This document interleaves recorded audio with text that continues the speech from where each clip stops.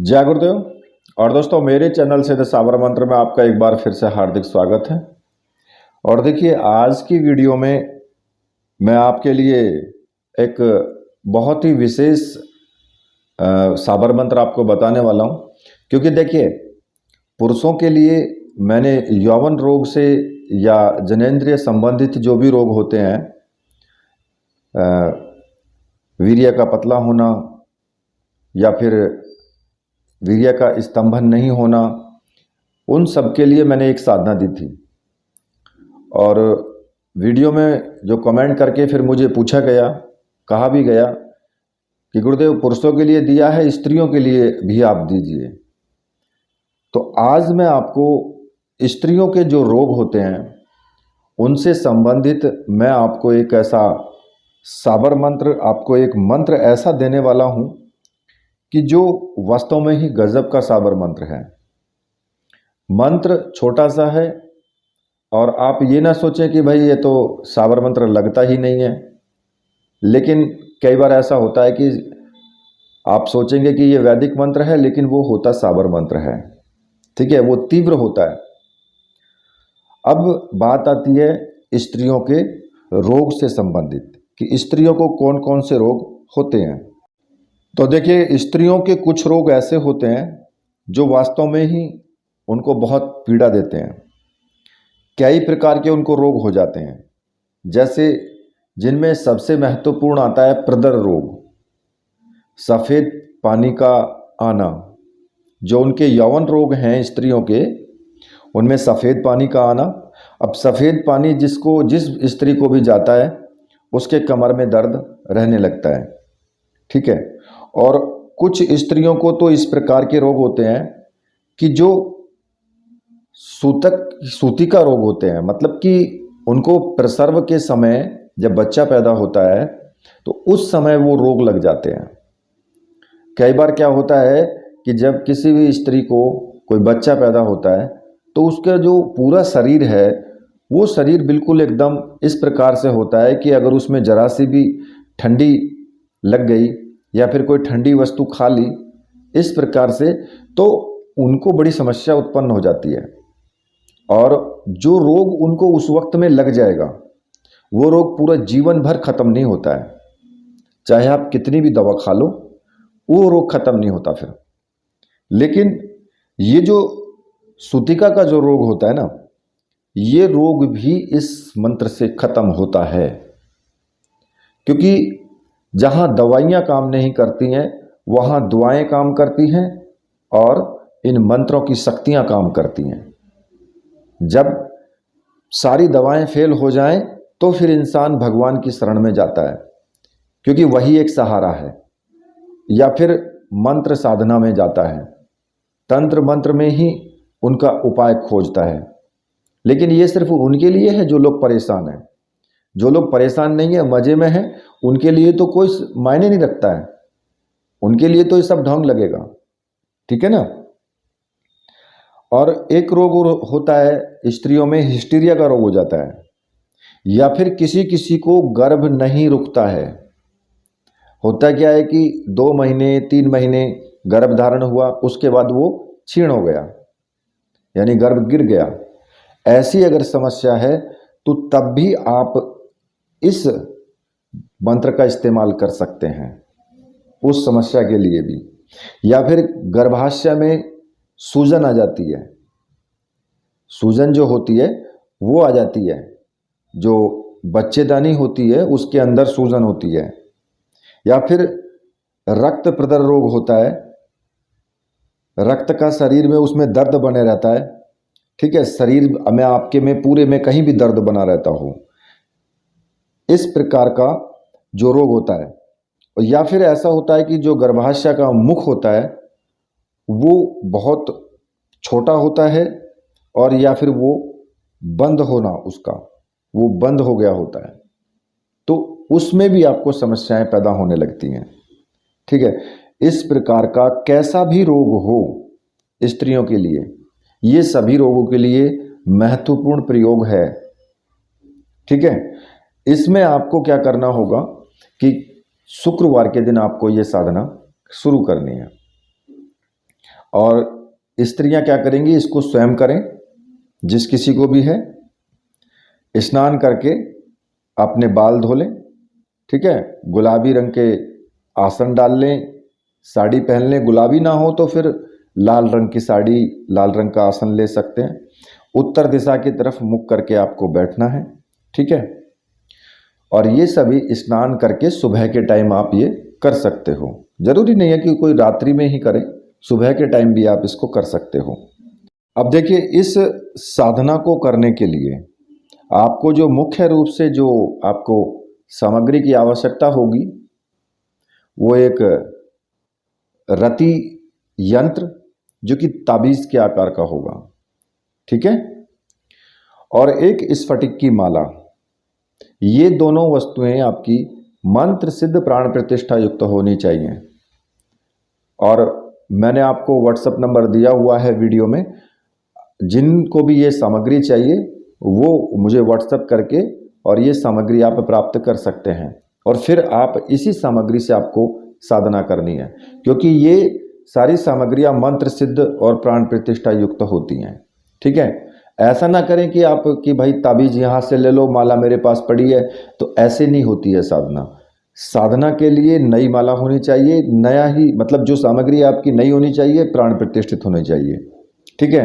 एक बार जिससे आप साधना कर चुके हैं, आप उस सामग्री से दूसरी बार वही साधना तो कर सकते हैं, लेकिन दूसरी साधना नहीं कर सकते, ठीक है। अब ये जो है पूरा जो सामग्री है उसे ले करके, बाकी मैंने आपको बता दिया है कि शुक्रवार के दिन आपको साधना करनी है, स्नान आदि करके और स्वच्छ वस्त्र धारण करके अपने पूजा घर में आ जाएं, वहाँ पर भी साधना कर सकते हैं। इसमें ऐसा कुछ नहीं है कि एकांत ही रूम चाहिए आपको, ज़रूरी नहीं है कि एकांत हो, आप अपने पूजा घर में ही कर सकते हो। सामने एक प्लेट रख लें, प्लेट में एक गुलाब का पुष्प या गुलाब की पंखुड़ियाँ आप रख सकते हैं, अगर पुष्प ना हो तो पंखुड़ी भी रख सकते हैं, और उस पर आपको वो ताबीज जो है वो स्थापित कर देना है।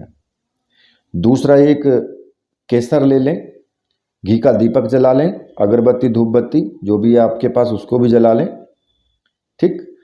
और अब आपको क्या करना होगा, जो आपके गुरु हैं उनका अगर चित्र है आपके पास तो उनका चित्र रखें, और जिन्होंने स्वामी निखिलेश्वरानंद जी को गुरु माना है तो फिर वो उन्हीं का चित्र सामने रखें, और जिन्होंने भगवान शिव को गुरु माना है तो वो भगवान शिव का ही चित्र सामने रखें।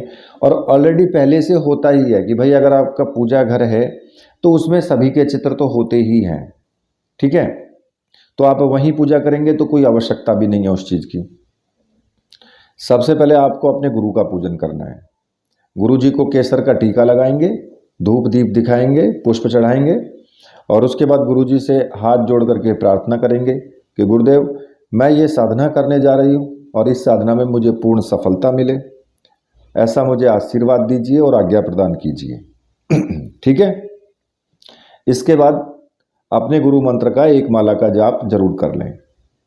और अगर आपने स्वामी निखिलेश्वरानंद जी को गुरु माना है तो फिर उनका पूजन करने के बाद ओम परम तत्वाय नारायणाय गुरुभ्यो नमः, इस मंत्र का जाप आपको जरूर करना है, एक माला का कर लें। भगवान शिव को गुरु माना है तो फिर ओम नमः शिवाय, इस मंत्र का आपको एक माला का जाप करना है। चाहे आपने जिसको भी आपने गुरु माना है उसी का एक माला का जाप जरूर करना है, ठीक है। और सामने जो आपने फूल की पंखुड़ियों के ऊपर जो आपने ताबीज रूपी रति यंत्र जो रखा हुआ है, उस यंत्र के ऊपर केसर से आपको टीका करना है, पुष्प चढ़ाना है और धूप दीप दिखाना है, ठीक है। इतना करने के बाद आपको 21 बार सर्वार्थ साधक साबर मंत्र का जाप जरूर करना है। अब मैं उस साबर मंत्र को बता देता हूँ। गुरु सठ गुरु है वीर, गुरु साहब सुमरों बड़ी भात, सिंगी टौरों वन कहो मन्नाओ करतार, सकल गुरुन का हर भजे घट्टा पकड़ उठ जाग, चेत संभार श्री परमहंस। इस मंत्र का 21 बार जाप जरूर करें, ठीक है। इसके बाद आपको अपने जो मूल मंत्र है उस मंत्र का जाप शुरू करना है, और उससे पहले हाथ में जल लेकर के संकल्प ले लें। खाली इतना कह दें कि मेरे शरीर के सभी रोग दूर हों, बस इतना कह के जल जमीन पर छोड़ दें।